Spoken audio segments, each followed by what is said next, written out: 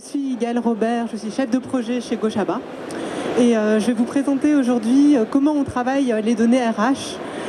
Et auparavant, j'aimerais vous dire quelques mots sur la start-up.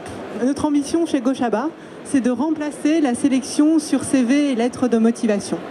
Alors, on s'est rendu compte que le CV atteint ses limites dans certains cas.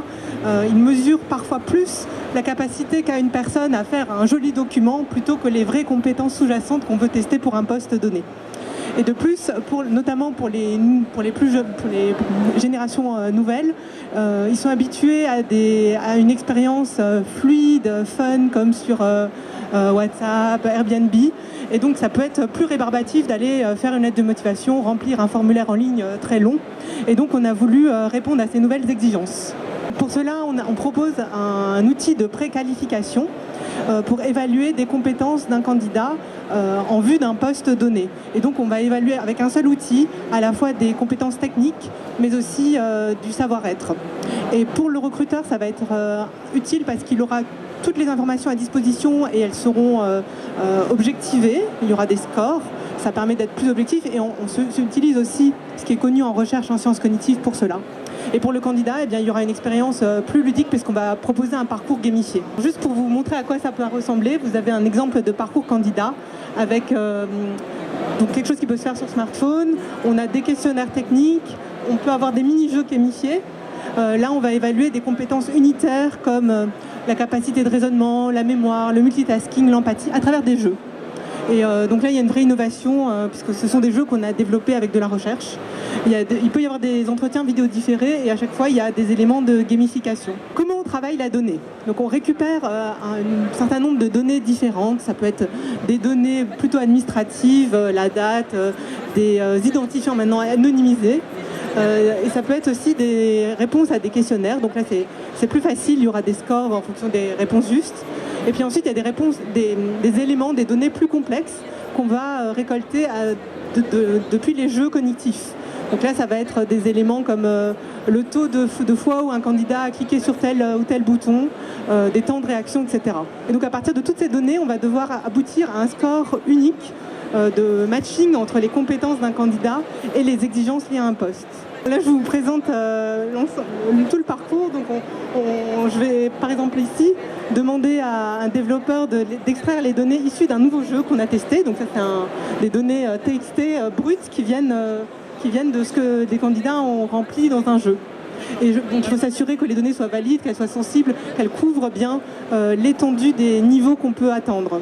Là, je vous présente un exemple. Donc, ça, c'était au tout début. Quand on a mis en place un nouveau jeu, on a eu le graphique que vous voyez à gauche.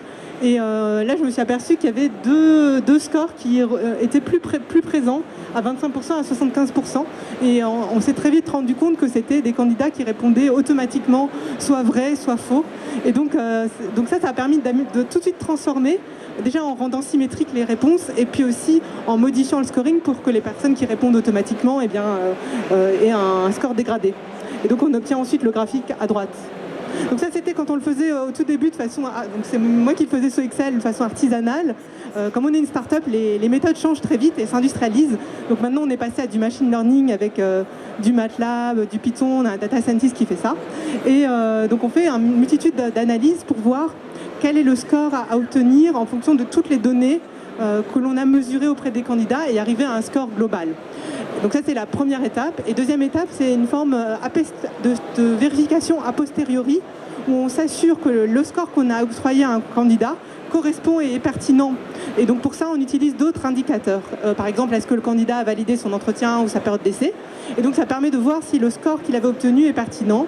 Et auquel cas, de faire évoluer aussi à la fois les jeux, les tests, mais aussi les scorings. Donc ça, c'est quelque chose. Donc tous ces données-là vont être utilisées en ce sens. Et là, c'est un extrait des données, mais on en traite un certain nombre, avec beaucoup de ce type de données, d'analyse. Mais là, c'est vrai que c'est des données brutes et ça peut faire peur quand on voit tout ça, parce qu'il n'y a vraiment qu'une petite partie ici. Et donc, il y a aussi tout un travail qui est fait derrière pour comprendre quelles sont les données pertinentes, quelles sont les données qui auront un sens et une valeur pour le client. Et donc, on part de ces données brutes et on arrive à quelque chose de beaucoup plus simple et fluide qu'on peut montrer aux candidats ou aux clients, ça va être présenté sous cette forme, donc avec simplement des scores par axe de compétences et des distributions. Donc là, ça sera beaucoup plus parlant. Donc, pour vous, si vous vous intéressez aux données pour vous-même ou pour vos enfants, vos nièces, eh bien, sachez que dans les métiers de la donnée, il y a des choses plus techniques, les développeurs, les data scientists, mais il y a aussi tous des métiers qui gravitent autour de la donnée qui vont avoir un rôle d'interprétation, de savoir extraire de la valeur des données brutes. Donc pour faire avancer l'activité, le produit, et puis pour savoir quoi présenter aux utilisateurs ou aux clients. On parle beaucoup de données personnelles, c'est vraiment le sujet. De quelle manière vous adressez ce problème chez Gochaba ?